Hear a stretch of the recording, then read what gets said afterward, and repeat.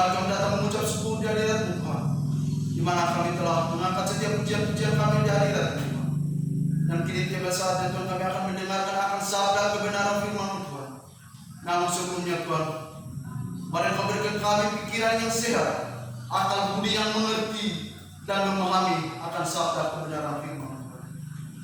Kiranya Roh Kudus Tuhan yang turun atas setiap pemikiran kami, biarlah apa yang kami dengar nanti Tuhan, kami boleh mengerti, memahami, serta kami dapat melakukan dalam setiap kehidupan kami hari lepas hari. Dan kami sadar Tuhan, ada satu oknum yang tidak senang dengan akan kebenaran firman Tuhan, yaitu kuasa kegelapan, kuasa setan, bahkan juga ada kuasa manusia Tuhan. Kami satu hati kami tolak di dalam nama Tuhan. Biarlah pemberitaan firman ini dari awal pertengahan hingga akhirnya berlangsung di dalam nama Tuhan. Dan hamba yang akan menyampaikan kebenaran firman Tuhan, kiranya otoritas Roh Kudus daripada Tuhan yang bekerja atas bibir mulut hamba Tuhan. Biarlah apa yang keluar dari bibir mulut hamba Tuhan, jemaat-jemaat hamba dapat mengerti dan dapat menjadi berkat bagi dalam setiap kehidupan mereka hari lepas hari. Berfirmanlah kepada kami Tuhan, sebab kami sudah siap mendengarkan akan sabda kebenaran firman Tuhan. Hanya di dalam Yesus Kristus kami telah berdoa kepada Bapa surga. Haleluya. Amin. Shalom. Shalom.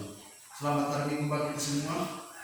Patut mengucap syukur Tuhan masih memelihara, menjaga, menyertai kita hingga pada hari ini. Kita langsung membuka kebenaran firman Tuhan yang telah saya siapkan bagi kita pada pagi hari ini. Terambil dalam kitab Efesus dan pertama Tesalonika. Kita langsung membuka dulu pertama. Kita langsung membuka Efesus 5 ayatnya yang ke-20.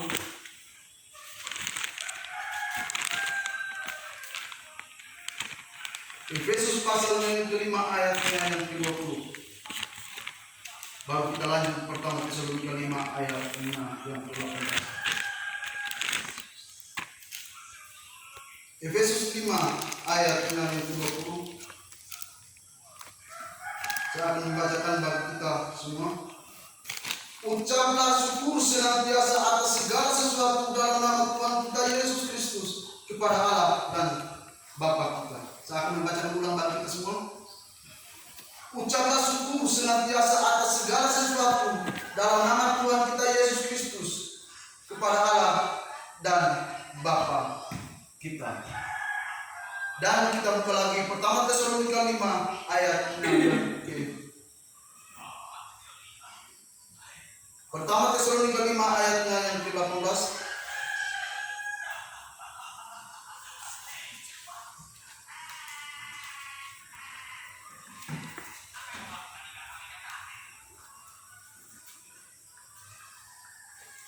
Pertama Tesalonika 5 ayatnya yang ke-18 saya akan membaca bagikan. Mengucap syukurlah dalam segala hal, sebab itulah yang dikehendaki Allah dalam Kristus Yesus bagi kamu. Saya akan membacakan ulang bagi kita semua.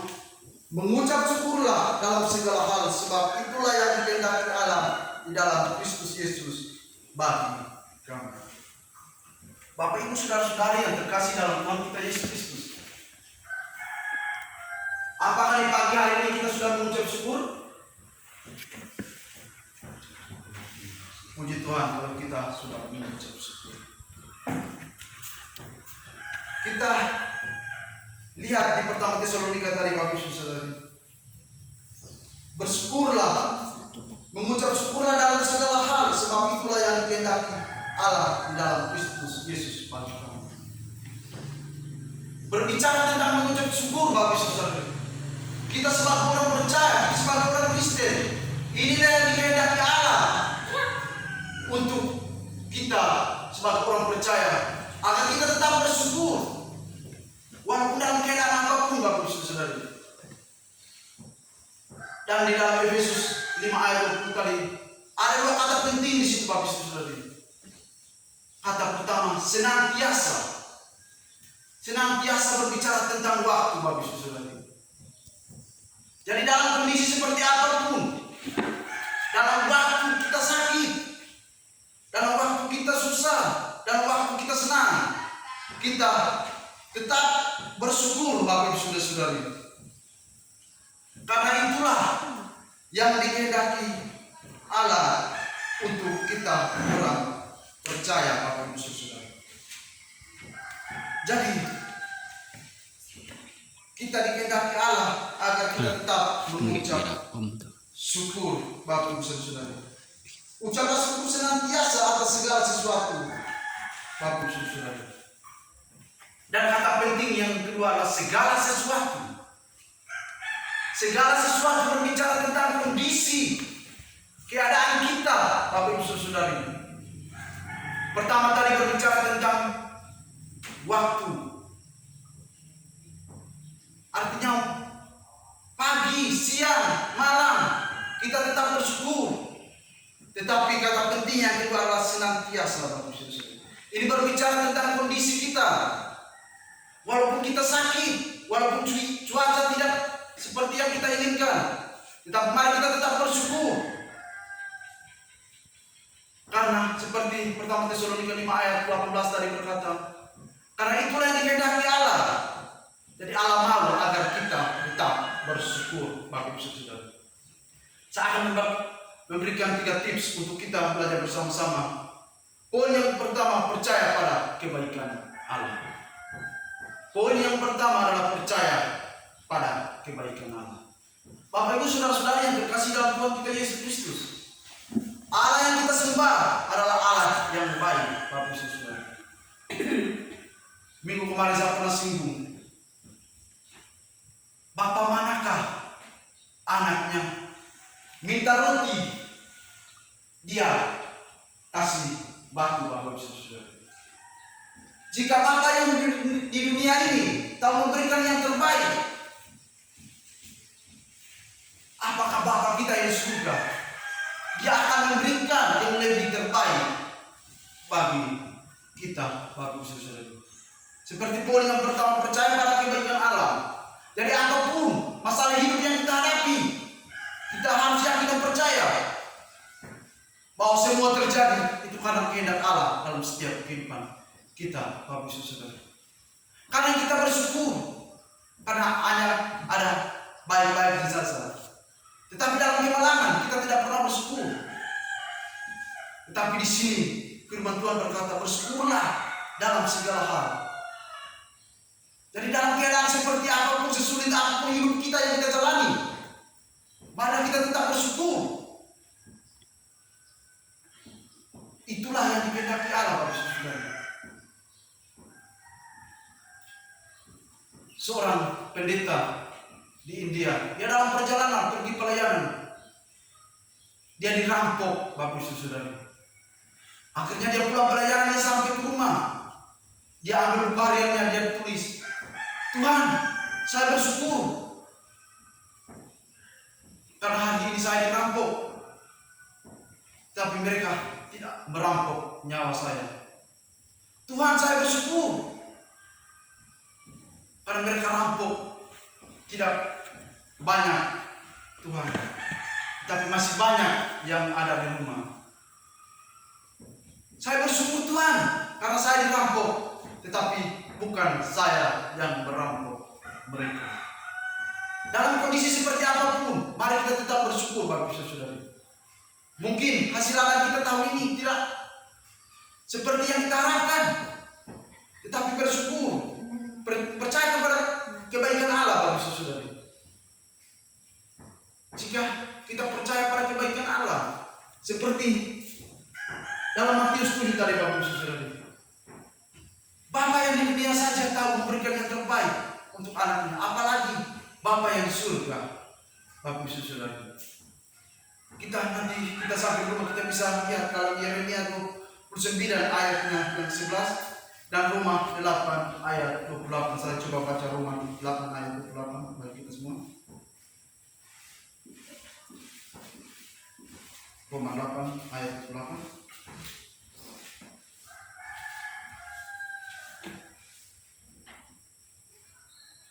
Kita tahu sekarang bahwa Allah turut bekerja dalam segala sesuatu untuk mendatangkan kebaikan bagi mereka yang mengasihi Dia, yaitu bagi mereka yang terpanggil sesuai dengan rencana Allah. Jadi Allah turut bekerja dalam setiap kehidupan kita, Bapak Ibu Saudara. Jadi kita jangan pernah takut, karena Allah yang kita sembah adalah Allah yang baik. Dia turut bekerja untuk mendatangkan kebaikan bagi kehidupan kita, Bapak Ibu Saudara. Dan poin yang kedua, bandingkan dengan kemungkinan yang lebih buruk, Bapak Ibu Saudara. Bandingkan dengan kemungkinan yang lebih buruk, Bapak Ibu Saudara. Apa artinya? Contohnya seperti ini, Bapak Ibu Saudara.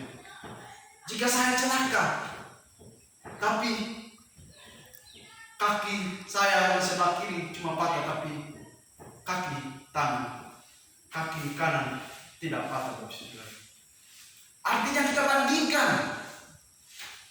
Jika hal itu terjadi, apakah masih ada yang lebih buruk daripada itu? Lebih buruk tadi kedua kaki tangan patah. Tetapi faktanya cuma kaki kiri yang patah, tetapi kaki kanan masih belum patah. Apakah yang lebih buruk dari itu, Bapak Saudara-saudari? Masih. Jika saya celaka, kedua kaki saya patah, apakah lebih buruk dari itu? Masih ada, yaitu kedua tangan saya patah. Tetapi faktanya semuanya tidak terjadi. Jadi di balik semua itu, Bapak Ibu Saudari, Tuhan punya rencana yang baik untuk kehidupan kita, Bapak Ibu Saudari. Dan poin yang ketiga, Bapak Ibu Saudari, belajar melihat ke bawah. Saya punya cerita, Bapak Ibu Saudari. Seorang pelaut, dia berlayar, akhirnya dia terdampar di sebuah pulau. Dan pulau itu tidak ada penghuninya, hanya dia sendiri. Akhirnya dia berdoa kepada Tuhan, Tuhan, tolong kirimkan kapal untuk menyelamatkan saya di pulau ini. Dengan berjalannya waktu 1 minggu, tidak ada kapal pun lewat, Bapak Ibu Saudara. Akhirnya dia buat sebuah pondok kecil dan dia terus berdoa, Tuhan, tolong kirimkan kapal untuk menyelamatkan saya. Tetapi 2 minggu tidak ada kapal pun lewat. Akhirnya dia berusaha mencari makanan dan dia membuat api dari batu, Bapak Ibu Saudara. Akhirnya dia habis membuat api, dia pergi cari makanan. Setelah dia balik dari cari makanan, apa yang terjadi? Gubuk yang dia buat terbakar, Bapak Ibu Saudara. Dia datang, dia berseru kepada Tuhan, Tuhan, macam apa kamu? Saya sudah minta pertolongan untuk kapal datang menyelamatkan saya, tetapi Tuhan tidak kirim kapal untuk menyelamatkan saya. Dan gubuk saya yang kecil ini Tuhan bakar. Apa kurangnya saya, Tuhan? Akhirnya di dalam pengeluhannya dia, Bapak Saudari, ada kapal yang datang untuk menolongnya. Akhirnya dia bertanya kepada ABK kapal, dia bertanya, kenapa kamu bisa datang? ABK kapal itu berkata, karena saya lihat asap api membumbung naik di pulau ini. Dan saya berpikir mungkin ada satu orang di sana untuk mau ditolong. Akhirnya kami datang. Dan akhirnya yang tadi orang terdampar ini berkata, Tuhan, terima kasih Engkau telah membakar pondok yang saya bangun tadi. Akhirnya pertolongan datang. Di dalam waktu Tuhan bakar lagi. Dia berkata seperti itu. Kita kembali, Bapak Saudara, belajar melihat ke bawah, Bapak Saudara. Dalam artian begini, Bapak Saudara, jika kita terus melihat ke atas, dalam artian jika kita melihat kesuksesan orang lain, kekayaan orang lain yang menjadi dalam kehidupan kita adalah iri, Bapak Ibu Saudara.